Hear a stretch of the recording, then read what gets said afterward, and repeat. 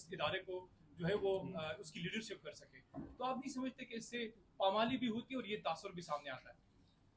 ہمیں ایک طبی اور فطری قسم کا نظام بنانا چاہیے. غیر طبی اور غیر فطری قسم کے جو ہم قوانین بناتے ہیں، سوسائٹی کل اس کو قبول نہیں کرتی، سیاسی ماحول اس کو قبول نہیں کرتا، تو ہمیں اپنی طاقت کا ناجائز فائدہ نہیں اٹھانا چاہیے. یہ بتائیں 24ویں آئینی ترمیم میں ختم کر دی گئی، جو 35 شرطیں ختم کر دی گئی تھی، اس میں سے کچھ دوبارہ جس طرح آپ نے کہا کہ ایڈ کیے جا رہے ہیں، تو آپ سمجھتے ہیں کہ 24ویں آئینی ترمیم میں ان کا ساتھ دے کر آپ نے غلطی کی، اور اگر غلطی کی تو بار بار ان پہ ٹرسٹ کیوں کر رہے ہیں؟ بات تو سنو خدا کے بندے، ہم نے کہا ہے کہ ہم نے ان کا ساتھ نہیں دیا، ان کو دستبردار کیا. جب ہماری مرضی کا بنا تو ہم نے تب جا کر ووٹ دیا. تو اب اگر وہ دوبارہ لائیں گے تو ایک دفعہ دستبردار ہونے کے بعد جب دوبارہ لائیں گے تو ہم پھر مخالفت کریں گے. یہ بتائیں اہم معاملہ 27ویں آئینی ترمیم کا ہے، اتنا ہی اہم معاملہ افغانستان اور پاکستان کے مذاکرات کا ہے. آپ اثر رکھتے ہیں افغانستان کے حوالے سے بھی، کیا آپ کو اعتماد میں لیا جا رہا ہے؟ مذاکرات آخر ہو رہے ہیں اور گرنٹر جو ہیں 2 ایسے ملک ہیں، کیا ان سے رابطہ ہوا آپ کا؟ یا حکومت کا کیا کردار ہوگا آپ کا؟ نہیں، میرا اس وقت کوئی رابطہ نہیں ہے، لیکن میں منتظر ہوں ایک اچھی خبر کا کہ مذاکرات کامیاب ہوں. ہماری دعائیں ہیں. ہم 2 پڑوسی ملک ہیں اور باہمی طور پر ہمارے بہتر تعلقات ہی ہمارے استحکام کا ذریعہ بن سکتے ہیں. سینٹ میں لانے کے لیے تیاریاں کی جا رہی تھی، نہیں لا جا سکی. ایک موقع پر کہ جب یہ ترمیم پارلیمنٹ میں لائی جا رہی ہے اور اس کے مسودے کے بارے میں ایک ابہام ہے، سامنے نہیں آ رہا. آپ کیا سمجھتے ہیں کہ یہ مسودہ کیا حکومت کے پاس نہیں ہے، اتحادی جماعتوں کے پاس نہیں ہے، یا جن لوگوں نے آپ سے ملاقاتیں کی ہیں ان کا اس بارے میں کیا خیال تھا، اور یہ پھر مسودہ ہے کہاں پر؟ اب یہ تو مجھ سے نہ پوچھیں، یہ تو میرے سے پوچھنے کا سوال نہیں ہے کہ ہے بھی اور نہیں بھی ہے، کہاں پر ہے، کس کے ہاتھ میں ہے، کہاں سے ہوتی ہوئی ہمارے پاس پہنچے گا. یہ تو سارے سوالات وہ ہیں جو کون کا مجھ سے متعلق نہیں ہے. بنگلہ دیش کے دورے کے متعلق بتائیں. بنگلہ دیش کا دورہ جو آپ کرنے جا رہے ہیں اس میں کہا یہ جا رہا ہے کہ آپ کو سارک سٹیکر نہیں دیا جا رہا، ویزا نہیں لگایا جا رہا حکومت کی طرف سے کوئی، تو اس پر کیا کہیں گے؟ مجھے کچھ اطلاعات ملی تھی کہ مجھے اجازت نہیں دی جا رہی، لیکن دیکھتے ہیں. ابھی فی الحال تو دن ہے. فیصل واوڈا صاحب نے آپ سے ملاقات کی تھی.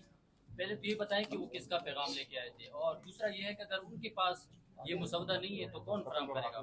بیٹا وہ میں گیا تھا ان کی دعوت پہ کراچی میں، ان کے گھر پراکسی طور پر وہ میرے گھر تشریف لے آئے. بہت مہربانی، ہمیں عزت دی انہوں نے.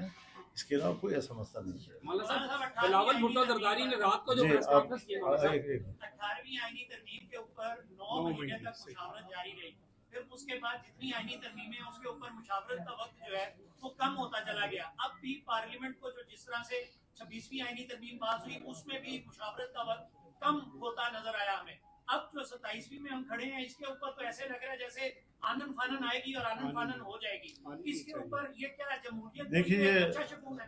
دیکھیے، دیکھا جاتا ہے ایجنڈے کو.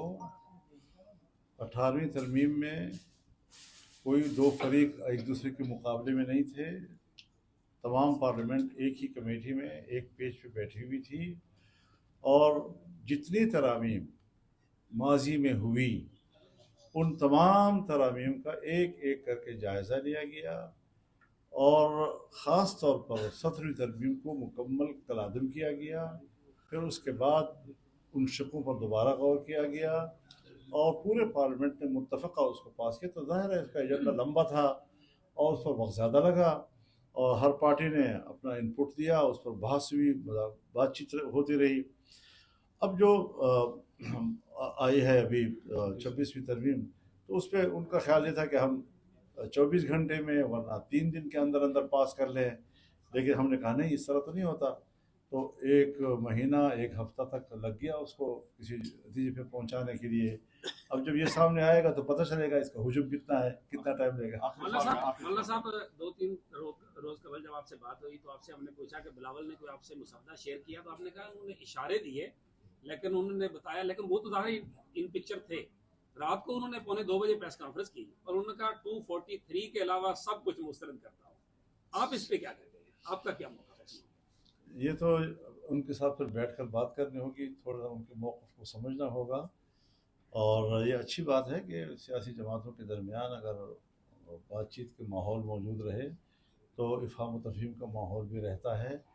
انہوں نے ایک چیز کو کیوں قبول کیا اور باقی چیزوں کو کیوں مسرت کیا، یہ تو پھر جب ان کا موقف سامنے آئے گا تو میں تبصرہ کروں. ابھی جا وہ کے ایک چیز ملاقات آپ بھی ہونی ہے قبول آپ کرتے ہیں؟ سر کراچی ملاقات بھی ہونی ہے آپ کسی پہ. جی 243 آپ قبول کرتے میں نے ہیں؟ پڑھا نہیں ہے نا، جب پڑھوں گا تو اس کے بعد پتہ چلے گا.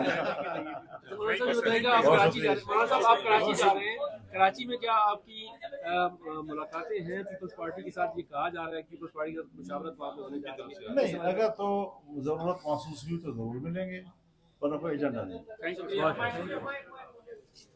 میں کلیئر گا لگا نہیں پتہ نہیں ہوا یار.